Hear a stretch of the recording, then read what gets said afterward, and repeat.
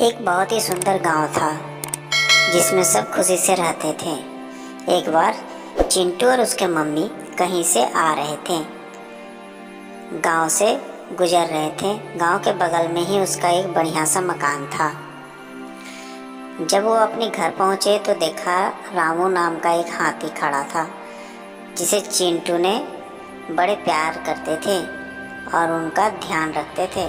उसकी मम्मी ने कहा कि चिंटू बेटा, इस हाथी को कहीं और ले जाओ आज, क्योंकि घर में मेहमान आने वाले हैं ना, और हाथी जाने को तैयार नहीं। फिर चिंटू कहा, मम्मा रहने दो ना, क्यों इसे ले जाओगे। फिर उसकी मम्मी ने कहा, बेटा अगर इसे नहीं ले जाते तो हो सकता मेहमान इसे देख के डर जाए, तो ये अच्छी बातें नहीं है ना। अगर वो हमारे घर आ रहे हैं तो उनकी केयर करना हमारी जिम्मेवारी होती है। फिर चिंटू बहला फुसलाकर हाथी को वहाँ से ले जाते हैं। हाथी भाई, आप यहीं रहना और माँ का बात का बुरा मत मानना, ठीक है। मेहमान भगवान के समान होते हैं ना, इसीलिए हमें उनकी चिंता करनी पड़ेगी जब वो हमारे घर आएंगे, ठीक है। जैसे ही वो चले जाते हैं हम तुम्हारे पास आ जाएंगे तुम्हें लेने। चिंटू ने रामू को लेने आने के लिए देर कर दी। इतने में रामू थोड़ा लेटे हुए थे, सोचा थोड़ा क्यों ना आराम कर लिया जाए।